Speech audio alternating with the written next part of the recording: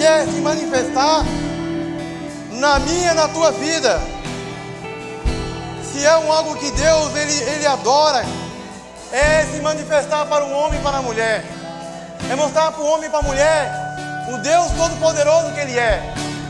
É dizer para o homem e para a mulher: olha, eu sou o Criador dos céus e da terra. Eu fiz todas as coisas. E hoje Ele está aqui neste lugar. E hoje Ele quer manifestar na minha e na tua vida. Feche os teus olhos neste momento. Em nome de Jesus, e vamos orar neste momento. Vamos levantar um clamor nesta noite, porque o louvor está dizendo que Deus ele se manifestará. E eu creio que Deus vai se manifestar nesta noite. Ó Espírito Santo de Deus, aqui está a tua igreja, meu Pai amado, Senhor. E foi clamado, meu Deus amado eterno, nesta noite, Pai. Tu é o Deus que se manifesta ao homem e à mulher. Ó Espírito Santo de Deus, estamos aqui nesta noite porque queremos que o Senhor se manifeste na nossa vida, Pai. Oh Senhor, em nome de Jesus, tem pessoas aqui nesta noite, meu Pai amado, que precisa que o Senhor venha se manifestar sobre a vida dela.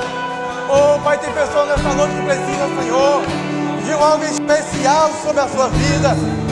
Em nome de Jesus Cristo, oh Espírito Santo de Deus. Oh meu Pai, vai tomando, meu Pai, cada vida nas tuas mãos nesta noite. Oh Senhor, em nome de Jesus Cristo, meu Pai poderoso. Venha, Senhor, meu Pai amado, me usar nesta noite como profeta nesta noite para a tua igreja. Em nome de Jesus Cristo, meu Deus poderoso, que nesta noite, meu Pai amado, venha ser uma noite especial. Que nesta noite venha ser uma noite, meu Pai amado, extraordinária, meu Pai amado, em nome de Jesus. Oh Espírito Santo de Deus, se manifesta, Senhor. Oh, eu vejo o Senhor neste momento movendo sobre este lugar em nome de Jesus. Oh, o Senhor, Ele quer mover no teu coração. Deus, Ele quer mover na tua alma nesta noite em nome de Jesus. Oh, Deus, Ele quer fazer algo diferente sobre a tua vida. Oh, Espírito Santo de Deus, em nome de Jesus. Aqui está a tua igreja, meu Pai, nesta noite, meu Deus Todo-Poderoso. Venha, meu Pai amado, Senhor, de uma forma especial a se manifestar a tua igreja aqui nesta noite, ó Deus, em nome de Jesus. Ó Espírito Santo de Deus, aleluia, glória a Deus. A paz do Senhor, meus amados, ó glória, coisa boa e maravilhosa, aplauda a Ele. Ele é merecedor de toda a honra, de toda a glória e toda a majestade, amém. Amado, pode sentar em nome de Jesus. Quero ler aqui novamente com a igreja o Evangelho de Mateus, no capítulo 16, do versículo 13 ao versículo 17. Deus traz ao meu e teu coração hoje um tema que muitas das vezes a gente não sabe muitas vezes expressar. O Evangelho de Mateus, no capítulo 16, e o verso 13 nos diz: E chegando Jesus à região de Cesareia de Filipe, perguntou aos seus discípulos: quem os outros dizem quem os outros dizem que o Filho do Homem é? Versículo 14. E eles responderam: alguns dizem que é João Batista, outros Elias, e ainda outros Jeremias, ou um dos profetas. E vocês, perguntou ele, quem vocês dizem que eu sou?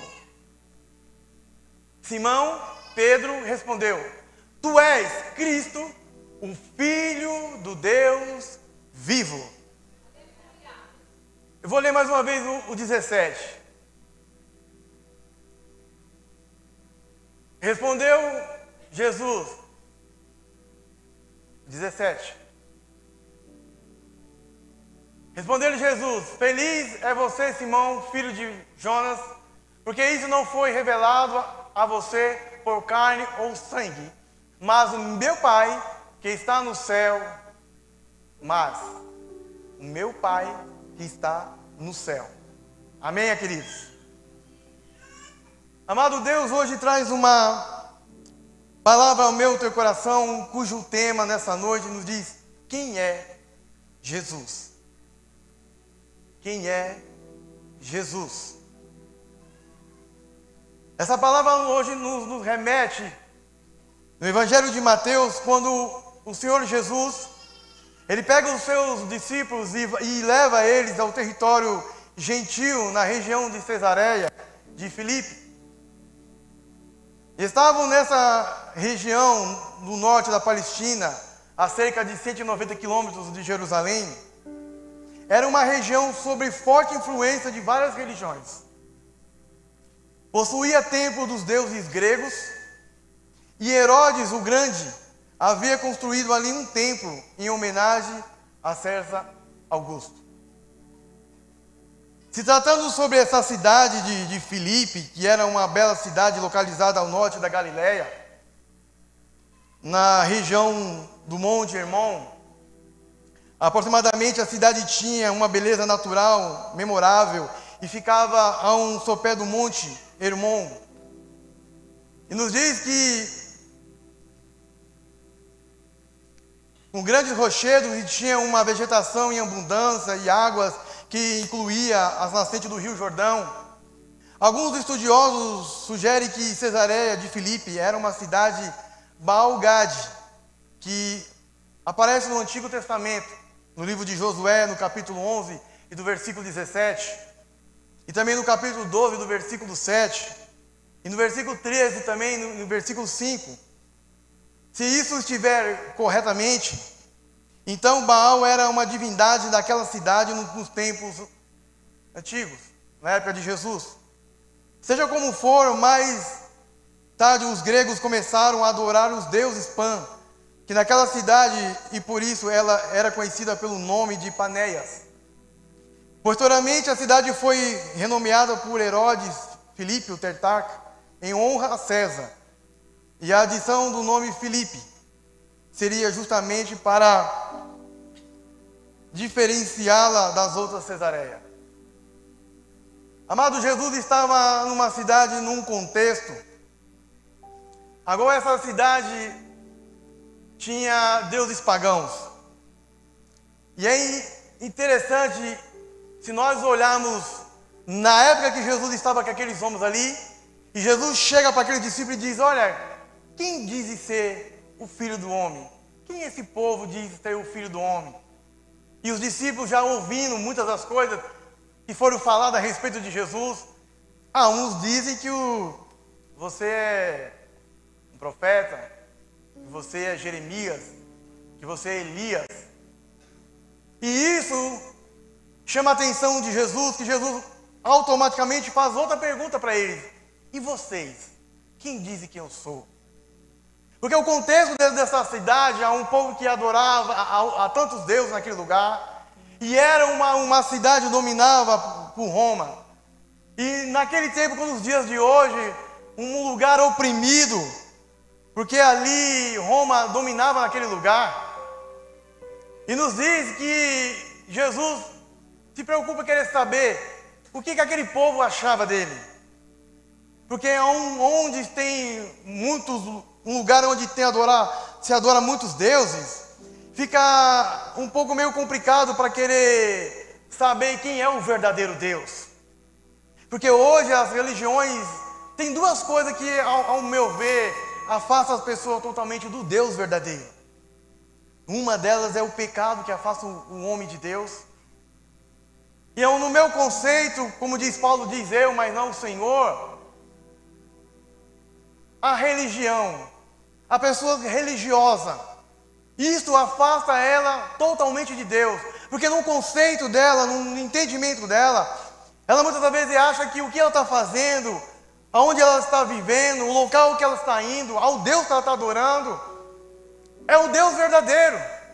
Para ela, na mente, no conceito dela, se você perguntar hoje, como eu já perguntei para algumas pessoas que é de outra religião, quem é Jesus para vocês?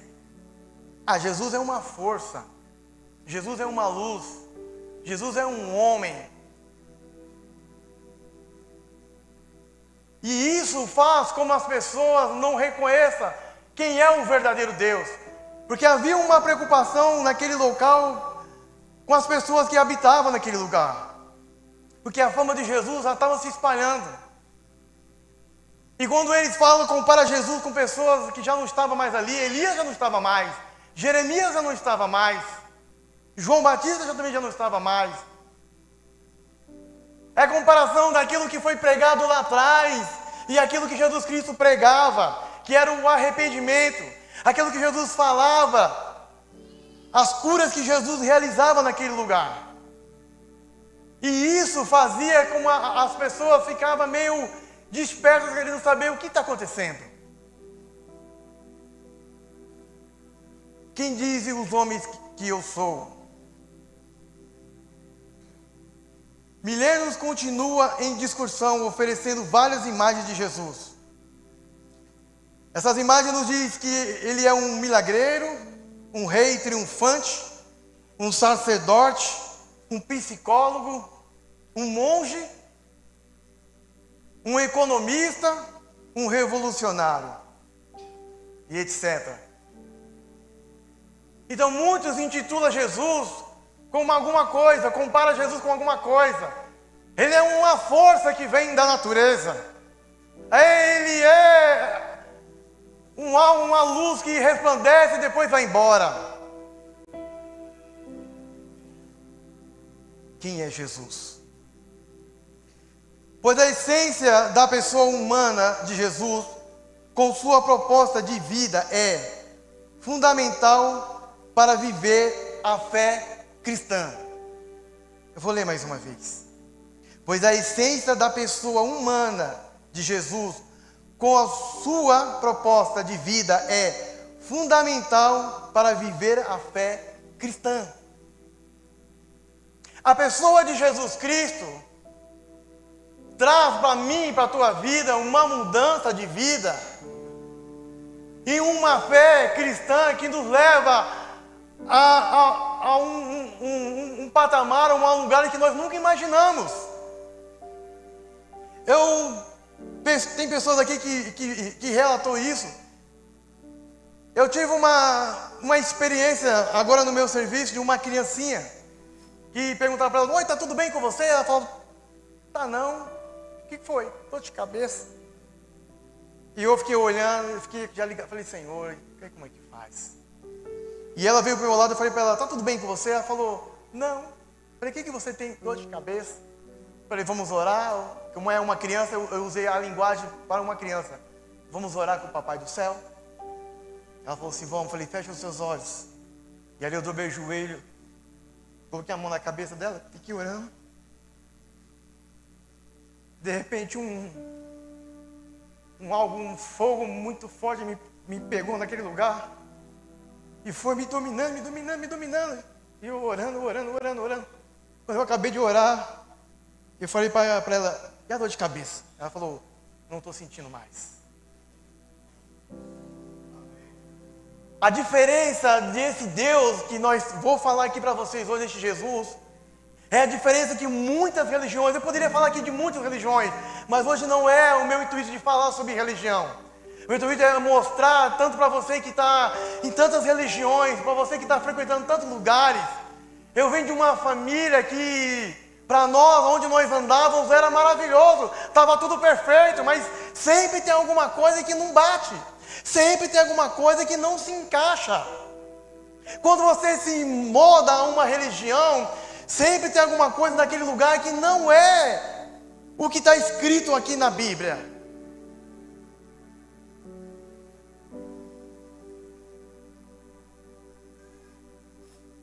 Em Atos do capítulo 17, e do versículo 21 ao 31,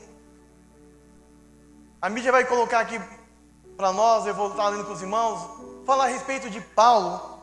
Quando Paulo entrou numa cidade em Atenas, e ali é interessante que ele fala que Paulo, ele olhando aquele lugar, ele vê um altar que se dizia assim: ao Deus desconhecido. E aquilo chamou a atenção de Paulo, como um altar a um Deus desconhecido. E Paulo se levanta mediante esse altar que Paulo vê. E Paulo começa ali a trazer a memória daquelas pessoas que moravam naquele lugar. 17, versículo 22 nos diz assim: então Paulo se levantou na reunião do Areópago e disse: atenienses, vejo que todos os aspectos vocês são muito religiosos, pois andam pela cidade e observei cuidadosamente seus objetos de culto, e encontrei até um altar com uma inscrição: ao Deus desconhecido. Ora, o que vocês adoram, apesar de não conhecerem, eu lhes anuncio. O Deus que fez o mundo e tudo o que nele há é o Senhor do céu e da terra, e não habita em santuários feitos por mão humana. Ele não é servido por mãos de homens, como se necessitasse de algo, porque Ele mesmo dá a todos vida, o fôlego e demais coisas. Só Deus, Ele fez, de uma só vez, Ele fez os povos, para que povoassem toda a terra, tendo determinados os tempos anteriormente estabelecidos e os lugares exatos em que deveriam habitar. Deus fez isso para que os homens o buscassem e talvez, tateando, pudessem encontrá-lo, embora não estivesse longe de cada um de nós. Pois nele vivemos, nos movemos e existimos, como tivéssemos algum dos poetas de vocês, também somos descendências dele. Assim, visto que somos descendência de Deus, não devemos pensar que a divindade é semelhante a uma escultura de ouro, de prata ou de pedra, feita pela arte ou imaginação de um homem. No passado, Deus não levou em conta essa ignorância, mas agora ordena que todos, em todo lugar, se arrependam. Paulo chega diante desses homens que adoravam a uma deusa chamada Atena. E aí, quando ele encontra esse altar ao Deus desconhecido, Paulo começa a trazer aqueles homens, dizendo quem era o verdadeiro Deus. E eu li aqui, e ele dizendo que Deus ele não habita em lugares feitos por mão de homens. Deus não é um Deus feito por mãos humanas. Agora as pessoas com a sua própria imaginação faz um Deus e adora Ele, dizendo que esse é um Deus. Eu me lembro que uma pessoa em outra instância, em outro lugar que eu trabalhava, disse assim para mim: ei, por que você diz que só vocês vão ter a salvação? Eu falei: a Bíblia diz, aquele que crê e for batizado será salvo. Aquele que não crê e não for batizado será condenado. É a Bíblia que está dizendo. Eu falei, eu digo mais para você. Se você neste momento estivesse no mar e tivesse para se afogar, e no seu último suspiro, que você já não estava aguentando mais subir pela última vez, era ali a última vez, você não ia conseguir mais subir. De repente uma mão que você não viu quem era, te pegou e te trouxe para fora e te deitou na praia. Você lembraria de quem a tua vida inteira? Dessa pessoa que me salvou, de eu morrer afogada. Eu falei, agora me explica o sacrifício de Jesus naquela cruz. Ela falou, foi para salvar a humanidade. Eu falei, exato. Esse sacrifício na cruz, Ele fez para salvar a humanidade. Porque a humanidade já estava perdida. Porque é muito lindo e maravilhoso olhar um barco e dizer, olha, aquela ali é a Arca de Noé. É os animaizinhos que estão ali dentro da Arca de Noé. Mas o contexto dessa passagem nos diz que Deus pega um homem, levanta um homem e diz para ele assim, olha, faz uma arca e põe os animais dentro, um de cada espécie, macho e fêmea, porque eu vou trazer água sobre a terra e vou acabar com a terra, porque naquela época a Bíblia diz que casavam-se, davam-se em casamento e de repente veio um grande dilúvio. E só se salvou Noé e os animais. E traz agora a minha, a tua vida, nós que seres humanos somos racionais, não conseguimos ouvir a voz de Deus. E os animais que são irracionais entraram na arca. E o anjo fechou a porta. Somente os animais e a família de Noé foi salva. E o grande dilúvio veio. Sabe por quê? Porque era uma época que não chovia. Era uma época que não caía uma gota de água na terra. O vapor subia. Por isso que eles não acreditaram. Jesus está voltando. Isso é mentira. Isso é conto da carochinha. Isso minha avó falou lá atrás na minha tá. E até hoje não aconteceu. Jesus não voltou coisíssima nenhuma. Já tem pessoas que já partiram para Ele. Jesus já voltou para muita gente. Quem é Jesus para vocês que estão aqui nessa noite? Para vocês que estão na rede social nos acompanhando. Quem é Jesus para vocês? Quem é esse Jesus que muitas das vezes, todo o ano, é muito mais viável pegar um coelho da Páscoa e colocar aqui do que adorar o verdadeiro? É muito mais fácil colocar uma imaginação de um coelho do que ter uma imaginação de lembrar. Ele morreu, ressuscitou ao terceiro dia e Ele é o Cordeiro. Ele é o Cordeiro que ressuscitou ao terceiro dia. Ele é o Cordeiro que morreu naquela cruz do Calvário, pela minha e pela tua vida. E Ele tem que ser adorado todos os dias, Ele tem que ser bendizido todos os dias. A Bíblia diz, no Evangelho de João, no capítulo 6, no versículo 35, Jesus, Ele é o pão da vida. Então Jesus declarou: eu sou o pão da vida. Aquele que vem a mim nunca terá fome. Aquele que crê em mim nunca terá sede. Será que alguma religião pode dizer isso? Que Ele é o pão da vida? Não pode. Será que Buda poderia dizer: eu sou o pão da vida? Não. Porque quando Ele diz: eu sou o pão da vida, Jesus está dizendo: eu dei o meu corpo por vós, morri por vós, entreguei-se por vós, fiz o meu sacrifício pela humanidade toda. Quando Ele fala: não terá fome, não terá sede, sede da palavra de Deus, sede de conhecer a Deus, sede de saber quem é o verdadeiro Deus,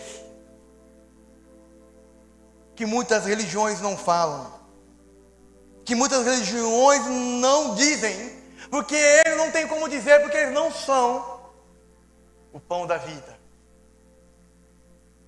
Jesus, Ele é o único e verdadeiro, Ele é o pão da vida. E Ele diz: aquele que vem a mim nunca terá fome e nunca terá sede. Por isso que o mundo está disperso, por isso que o mundo está a cada dia piorando, porque deixam de adorar o verdadeiro Jesus, deixam de adorar o verdadeiro Deus, deixam de buscar ao verdadeiro Deus, e saiam correndo desesperados, procurando tantas religiões. E quando eles encontram, eles se apegam na religião. E ali eles ficam grudados e alguém tenta tirar ele e fica difícil tirar. Porque a religião entrou no coração dele e fechou o coração. Porque isso que a palavra do Senhor fala que a luz, que o príncipe desse século cegou o entendimento dos incrédulos, para que sobre eles não viesse resplandecer a luz do Evangelho. O coração está fechado, o coração está travado. Jesus diz mais ainda em João 8,12, falando novamente ao povo, Jesus disse: eu sou a luz do mundo, quem me segue nunca andará em trevas, mas terá a luz da vida. Algumas religiões falam que Jesus, ele é a luz. Ele é uma luz permanente. Ele não deixa eu e você andar num caminho de escuridão. Eu não sei o caminho que hoje você está hoje aqui. Você que está nos assistindo, eu não sei qual o caminho que você está perseguindo. Eu não sei qual é a escuridão que está sobre a tua vida. Não sei se é uma escuridão na vida sentimental, uma escuridão na vida financeira e familiar. Porque tudo que é escuro você não consegue ver. Tudo que está escuro você não consegue andar. Tudo que está escuro você não consegue se mover para canto nenhum. E muitas vezes isso traz algo terrível na nossa vida. E Jesus chega dizendo que Ele é a luz do mundo. Quem anda comigo não anda em trevas. Quem anda comigo anda na luz, anda olhando, caminhando e sabendo o que está fazendo. Porque eu clareio os caminhos. Eu abro os caminhos. Eu ilumino aquilo que estava escuro. Eu trago a luz, para que venha clarear a minha mente, para que venha clarear o coração, para que venha mostrar que tem um caminho sim, tem um caminho sim a seguir, e esse caminho se chama Jesus. Tem alguém que Ele é como o sol na manhã, um resplendor do sol da manhã, e nem eu nem você consegue pela manhã parar diante daquela maravilha que o sol, quando ele está se levantando, nós não conseguimos olhar Jesus, ele é mais forte, a luz dele é mais poderoso do que o sol, porque é Ele que fez o sol.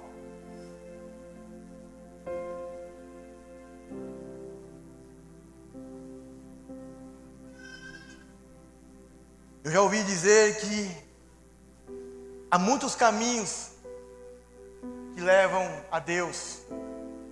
Muitas pessoas já falaram isso para mim diversas vezes. Não, todos os caminhos levam a Deus.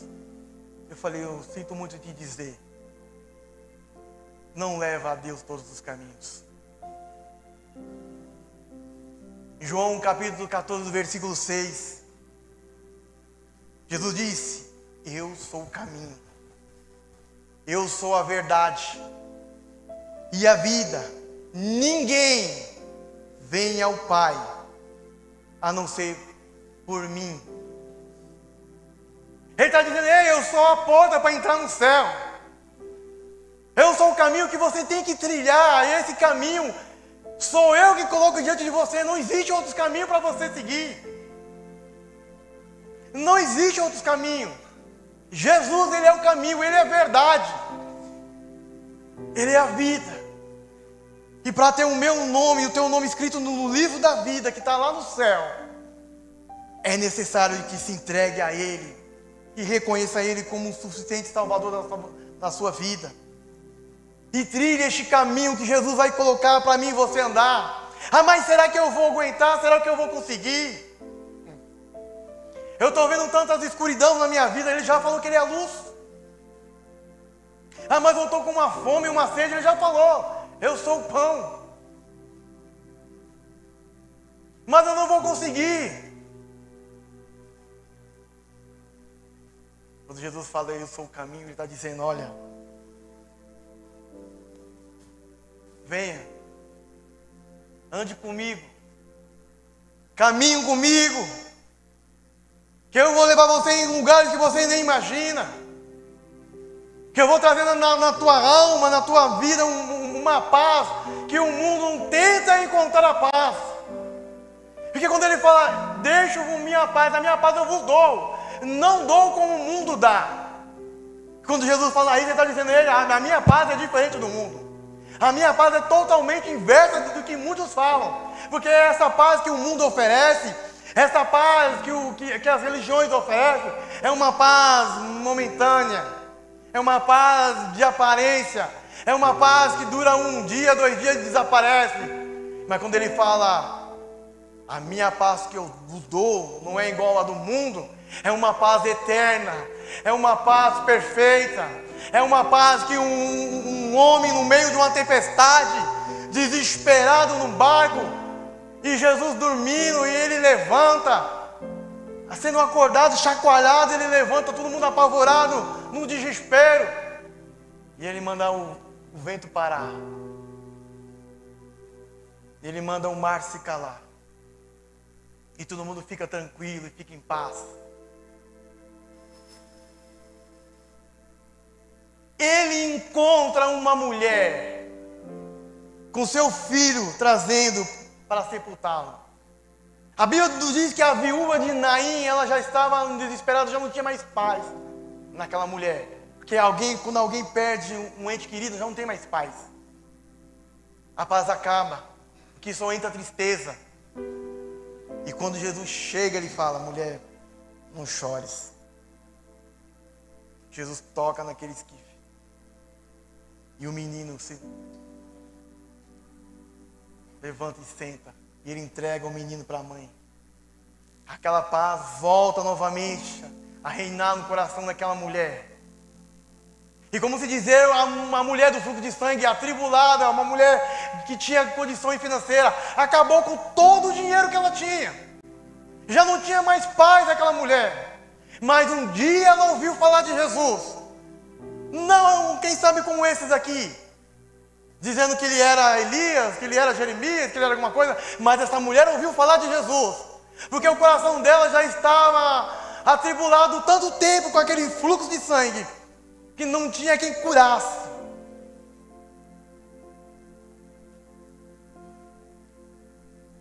Mas quem vai buscar Jesus, ele rasga multidões. Ele não se preocupa com quem está na frente dele, e ela se joga por debaixo de todo mundo. E num gesto de fé, ela pega no manto de Jesus, nas vestes de Jesus, e do Senhor flui sobre a vida daquela mulher. Aquela mulher é curada instantaneamente, naquele momento.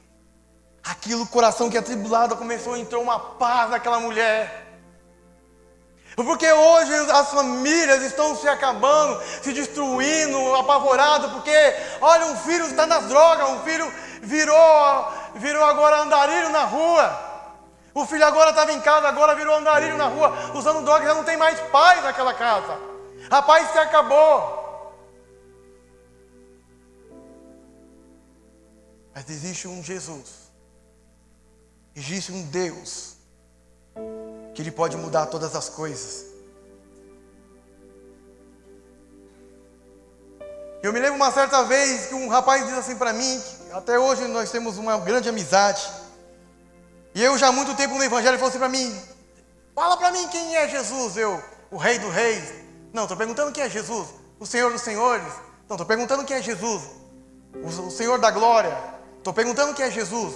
Fui falando. Ele falou: não, eu estou perguntando quem é Jesus. Você não sabe quem é Jesus. Jesus, Ele é Deus. Eu falei: Jesus, Ele é Deus. Jesus, Ele é Deus. No Evangelho de João, no capítulo 1, do versículo 1 ao versículo 3, nos diz que no princípio era aquele que é a palavra. E ela estava com Deus. E era Deus. E Ele estava com Deus no princípio. E todas as coisas foram feitas por intermédio dEle. Sem Ele, nada do que existe teria sido feito. Em Hebreus capítulo 1, versículo 8 nos diz: mas a respeito do Filho diz: o teu trono, ó Deus, subsiste para todo o sempre, certo de equidade e certo do teu reino. E joga para Isaías, no capítulo 9, no versículo 6, porque um menino vos nasceu, um filho nos foi dado, e o governo está sobre os seus ombros, e ele será chamado Maravilhoso, Conselheiro, Deus Poderoso, Pai da eternidade e Príncipe da paz. Ele é Deus. Jesus, Ele é Deus. Jesus, quando ele veio aqui na terra, ele veio... Falaram para mim uma vez, dizendo assim, mas Jesus, ele era Deus. Falei, 100% homem. 100% homem como eu e como você. Ele sentiu aquelas dores. Ele foi traído, ele foi chicoteado. Cuspiram na face de Jesus. Ele sentiu as marcas nas costas pela minha e pela tua vida. Jesus era Deus, mas ele era 100% homem também. Então, quando a gente hoje passa com alguma dificuldade, algum problema, nós temos que se colocar como Jesus e dizer, Jesus passou por isso, eu não tenho nem coragem de abrir minha boca para reclamar. Príncipe da paz. Porque hoje tantas religiões pregam uma paz que não é verdadeira. Porque o mundo hoje não tem uma paz verdadeira. Porque não conhece o Deus verdadeiro. O Deus que falou assim, haja luz, e a luz apareceu. Um Deus que pegou um barro e amassou e fez um homem de barro. Assoprou sobre ele, veio o fôlego de vida. Deus levanta Adão. E Deus vai mais adiante, pega no meio das costelas do homem, tira, faz uma mulher. Coloca Eva juntamente com Adão para tomar conta do jardim, para colocar um nome nos animais, para tomar conta do jardim e ali. Mas a história nos diz que eles pecaram. Porque as pessoas falam de Jesus. Comparam ele com João Batista, porque eles falavam de arrependimento, Mateus 14, 17. Ou a um profeta por causa de Elias ou de Jeremias. O Senhor queria ouvir dos discípulos, que pensavam dele, a avaliação dele, quanto à sua pessoa. Quando Jesus fala para aqueles homens, vocês, quem dizem que eu sou? Quem você está dizendo aí fora quem é Jesus para as pessoas? Quem você está falando quem é Jesus para a pessoa? Eu vi um irmão uma vez pregando na rua e falou assim, não, Jesus também era doidão. Eu olhei assim e falei, Jesus era doidão? Não sabia não. Mas amém, o evangelho está sendo pregado. Como vocês estão apresentando o Deus, Criador dos céus e da terra para as pessoas aí fora? Será que nós estamos tomando essa iniciativa de Pedro, e dizendo, tu és Cristo, Filho de Deus? Será que nós estamos tomando essa posição de Pedro e indo diante as pessoas que nem acreditam quem ele é, e nem sabem quem ele é? Eu vi uma oração uma vez, quando eu oro pelas crianças, eu oro nessa mesma forma. Senhor, cura essa criança, porque ela não conhece o Senhor ainda. Ela não sabe quem é o Senhor. Ela não sabe pedir, ela não sabe clamar. Ela não sabe orar e pedir ao Senhor. Cura essa criança. Mas eu e você, hoje nós temos a oportunidade. E hoje nós lemos aqui, na palavra do Senhor, no livro de João, no livro de Isaías, no livro de Hebreus, mostrando que Jesus, ele é Deus, mostrando que ele é o pão da vida, mostrando que ele é o caminho, a verdade e a vida. Hoje você está tomando uma direção. Hoje Deus está te mostrando que onde você está, o que você está seguindo, não é o certo, não é o correto.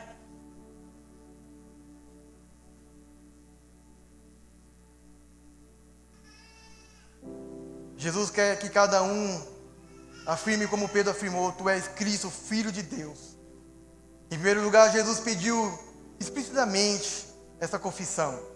Não foi uma reação emocional de pessoa que testemunha algum milagre, mas uma afirmação refletida, sincera, de um homem instruído por Deus.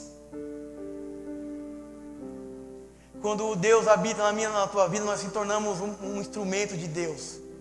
E quando você se torna um instrumento de Deus, você tem algo de Deus para falar. E algo de Deus que você tem para falar, você consegue tirar muitas vidas que estão nas trevas, muitas vidas que estão perecendo, muitas vidas que não sabem nem o que fazer, desesperado do que está acontecendo. Não sabe nem para onde corre, se corre para a esquerda, ou para a direita, ou para frente, ou para trás, está totalmente desesperado. Pedro, ele foi instruído pelo próprio Deus, porque quando Jesus fala, olha, não foi a carne nem o sangue que te revelou, não. Foi o meu Pai que está no céu. Até Deus, ele se manifesta naquele momento para mostrar para os discípulos que Jesus era o Filho naquele momento. E o Pai estava junto com eles. Então, amados, eu quero dizer para você algo nesta noite.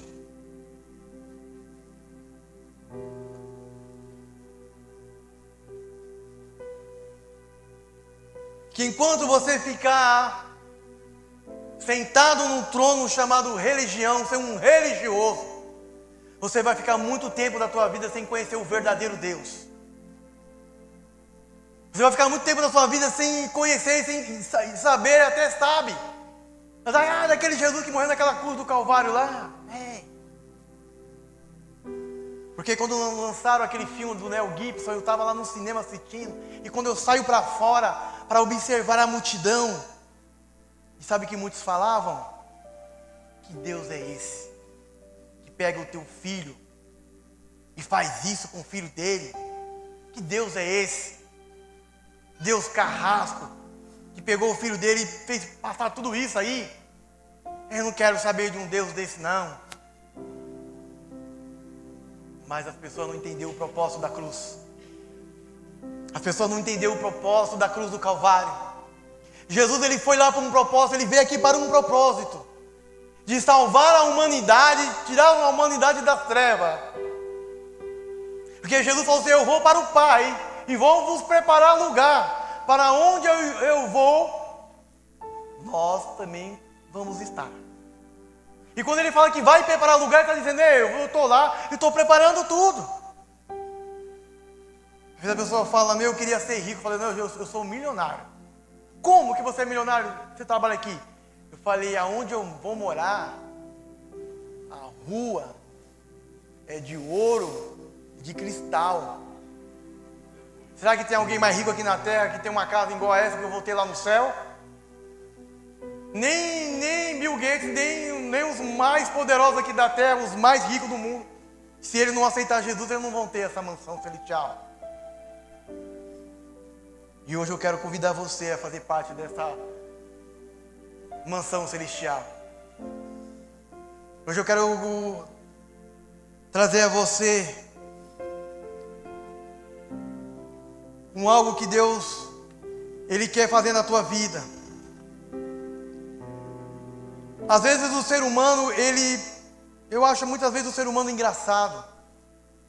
Às vezes é muito mais fácil ele ir para tantos lugares e tantas religiões do que vir para Cristo, entregar a vida para Jesus e ter uma mudança de vida e ter a certeza que quando Jesus ele entra na vida de uma pessoa, ele muda, ele transforma as vidas. Quando eu falo assim, olha, antes de eu ser cristão, eu vivia nesse bairro aqui do Chaves, Jardim Brasil. Eu andava nas favelas, eu participava das festas dos traficantes. Você? Para que hoje eu não tenho medo de entrar em nenhuma favela. Porque o que está comigo é maior do que está lá fora. Porque hoje eu não tenho medo de falar com um traficante. Hoje eu não tenho medo de falar com uma pessoa que é usuário de droga. Porque quando nós saímos da rua ao semeando vida para entregar a marmita para aqueles que estão lá fora, jogado pela sociedade, chamado que esse nome que é um nome ridículo, olha, aquele nóia, eles são imagem e semelhança do Altíssimo. E se eu não tiver o amor no meu coração por eles, o que eu estou pregando não tem validade nenhuma. Porque eu não estou vivendo o amor que Ele colocou no meu coração, pelas vidas. Por vocês que estão aqui hoje, pela primeira, segunda, terceira vez, para você que está nos ouvindo aí. Jesus, Ele é mudança de vida, Ele é mudança de caráter, Ele é mudança de personalidade. Jesus, Ele traz a cura espiritual. Ah, mas eu vou passar no psicólogo, mas tem um. Vai além do psicólogo. Ele vai lá no fundo da alma. Ele toca lá no profundo do coração. Diz para você: essa vida que você está vivendo não está boa para você. Muitas vezes as pessoas passam por situações que eles têm vergonha de falar, muitas vezes até para a própria família, alguma coisa que ele passa. Porque ele está com medo do que vai acontecer com ele no meio da sociedade. Muitas às vezes aceitam Jesus e têm vergonha de falar para o pai e para a mãe que aceitou Jesus. Porque vão dizer: agora você vai virar um crente louco. Eu sou doido por Jesus. Sou maluco. Eu adoro esse Jesus. Porque eu sei o que Ele fez na minha vida. Eu sei de onde Ele me tirou. Eu sei das garras que Ele me tirou. A minha família.